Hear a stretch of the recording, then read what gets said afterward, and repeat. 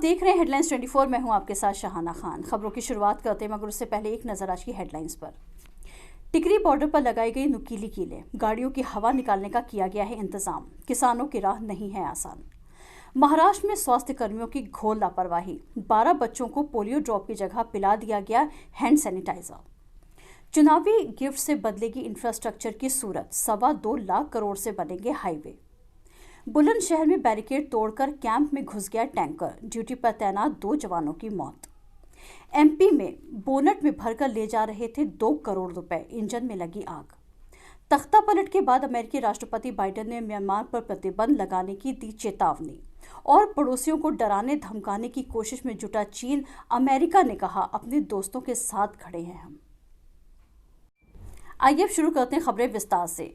3 नए कृषि कानूनों के विरोध में दिल्ली में अलग अलग बॉर्डर पर किसान अपनी मांगों को लेकर 2 महीनों से ज्यादा समय से बैठे हैं। 26 जनवरी को लाल किले की घटना के बाद से ही हर बॉर्डर पर पुलिस बंदोबस्त बढ़ाया गया है। देश के अन्य हिस्सों से किसान तीनों प्रमुख प्रदर्शन स्थल पर पहुंच रहे हैं। किसान ट्रैक्टर या अन्य वाहन लेकर दिल्ली में दाखिल नहीं हो पाए, इसके लिए कड़े सुरक्षा इंतजाम किए जा रहे हैं। जवानों की तैनाती बढ़ाने के साथ ही बैरिकेड की संख्या भी बढ़ाई गई है। रास्ता रोकने के लिए बसों से रोड को ब्लॉक किया गया है। किसानों को पैदल चलने से रोकने के लिए कटीले तार बिछाए गए हैं। किसान आंदोलन को देखते हुए पुलिस ने व्यापक सुरक्षा इंतजाम किए हैं। दिल्ली में किसानों के दाखिल होने की आशंका के मद्देनजर टिकरी बॉर्डर पर सुरक्षा इंतजामों को मजबूत किया गया है। पहले सीमेंट से रास्ते की घेराबंदी की गई, अब सड़कों पर नुकीली कीलें लगाई गई हैं ताकि ट्रैक्टर दिल्ली में दाखिल ना हो पाए। टिकरी बॉर्डर पर हरियाणा और पंजाब के ज्यादा किसान हैं। टिकरी सीमा पर दिल्ली पुलिस और केंद्रीय सशस्त्र पुलिस बल के जवानों की तैनाती की गई है। किसान संगठन आंदोलन को तेज करने के प्रयास में जुट गए हैं। किसान मोर्चा ने 6 फरवरी को दोपहर 12 बजे से 3 बजे तक देश भर में चक्का जाम करने का ऐलान किया है। कांग्रेस सड़क से लेकर संसद तक सोशल मीडिया पर सरकार को घेरने की कोशिश में है। कांग्रेस के पूर्व अध्यक्ष राहुल गांधी ने मंगलवार को कहा कि सरकार को ब्रिज बनाने चाहिए, दीवार नहीं। लखनऊ शहर में लगने वाले जाम से परिवहन में आ रही बाधा और मुख्य मार्गों पर अवैध रूप से वाहनों की पार्किंग के दृष्टिगत रखते हुए कार्रवाई करने के निर्देश नगर आयुक्त द्वारा दिए गए थे। उक्त निर्देशों के क्रम में संयुक्त नगर आयुक्त अवनींद्र कुमार के नेतृत्व में जोन 1 के प्रवर्तन दल द्वारा गत 2 दिवसों में जोन 1 क्षेत्रांतर्गत अभियान चलाया गया। अभियान ने मुख्य मार्गों पर अवैध रूप से किए गए पार्किंग वाहनों को हटाने तथा उनसे जुर्माना वसूलने की कार्रवाई की गई। अभियान के दौरान वाहन स्वामियों से अपील की गई कि वे अपने वाहन नजदीकी पार्किंग में खड़े करें, जिससे आवागमन बाधित न होने पाए। नगर निगम लखनऊ द्वारा ऐसे क्षेत्र जहां पर अवैध पार्किंग की समस्या है वहां पर नो पार्किंग के साइन बोर्ड लगवाए गए हैं, जिस पर नजदीकी पार्किंग स्थल का नाम व पता अंकित किया गया है। जोन 1 क्षेत्र में चलाए गए अभियान में प्रवर्तन दस्ते द्वारा गत 2 दिनों में कुल 72 वाहन जब्त करते हुए 72,000 रुपए का जुर्माना वसूला गया है। महाराष्ट्र के यवतमाल में पोलियो ड्रॉप वैक्सीनेशन में घोर लापरवाही सामने आई है। यहां पर 5 साल से कम उम्र के 12 बच्चों को तब अस्पताल में भर्ती कराना पड़ गया जब सोमवार को उन्हें पोलियो ड्रॉप की जगह हैंड सैनिटाइजर पिला दिया गया। यवतमाल जिला परिषद के मुख्य कार्यकारी अधिकारी श्री कृष्ण पांचाल ने इसकी जानकारी दी। उन्होंने बताया कि अस्पताल में भर्ती बच्चे अब ठीक हैं और इस घटना से जुड़े 3 कर्मचारियों, एक स्वास्थ्यकर्मी, एक डॉक्टर और एक आशा वर्कर को निलंबित किया जाएगा।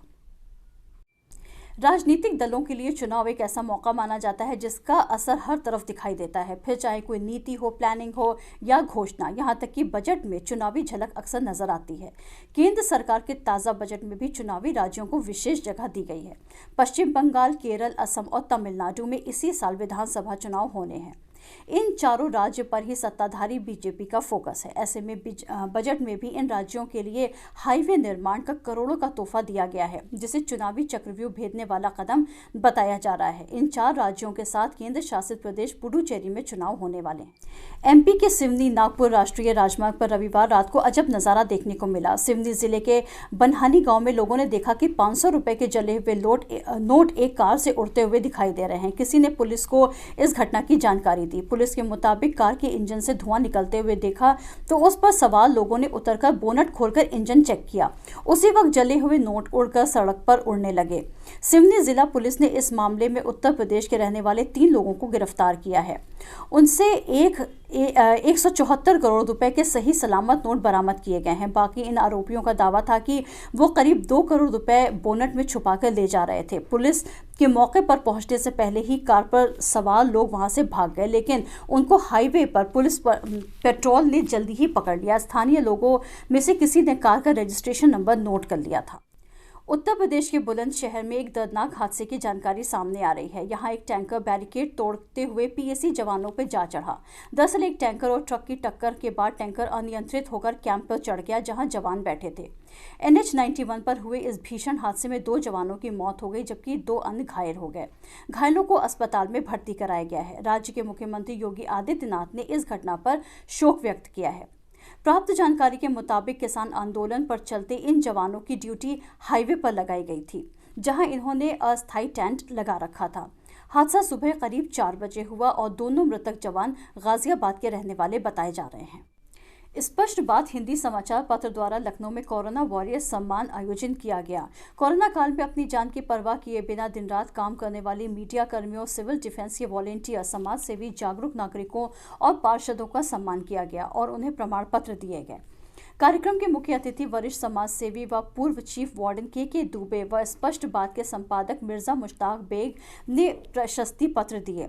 अमन शांति कमेटी के अध्यक्ष इमरान कुरैशी, पार्षद शिवपाल सांवरिया, पार्षद राम नरेश चौरसिया, नागरिक सुरक्षा संगठन लखनऊ चौक के पूर्व डिविजनल वार्डन मोहम्मद फारूक खां और नागरिक सुरक्षा संगठन लखनऊ के स्टाफ ऑफिसर RS चौहान, आलोक रस्तोगी, सत्येंद्र जौहरी, मोहम्मद कलाम खान, आबिद खान, मोहम्मद इस्लाम सहित समाज सेवी एवं पत्रकार एवं अन्य जागरूक लोगों को सम्मानित किया गया। साथ ही राहत हुसैन अजमल ने देशभक्ति गीतों से कार्यक्रम की शोभा बढ़ाई। आइए अब चलते हैं इंटरनेशनल न्यूज की तरफ। म्यांमार में सेना द्वारा किए गए तख्तापलट को लोकतंत्र की ओर से बढ़ते कदम पर सीधा हमला करार देते हुए अमेरिका के राष्ट्रपति जो बाइडेन ने सोमवार को इस देश पर नए प्रतिबंध लगाने की चेतावनी दी। स्टेट काउंसलर आंग सान सू की समेत देश के शीर्ष नेताओं को सोमवार को हिरासत में लेने के कदम की अमेरिका ने आलोचना की। मीडिया की खबरों के अनुसार सेना के स्वामित्व वाले टेलीविजन चैनल मायावती टीवी पर सोमवार सुबह ये घोषणा की गई कि सेना ने 1 साल के लिए देश का नियंत्रण अपने हाथ में ले लिया है। बाइडेन ने एक बयान में कहा, बर्मा की सेना द्वारा तख्तापलट, आंग सान सू की एवं अन्य पदाधिकारियों को हिरासत में लिए जाना और राष्ट्रीय आपातकाल की घोषणा देश में सत्ता के लोकतांत्रिक हस्तांतरण पर सीधा हमला है।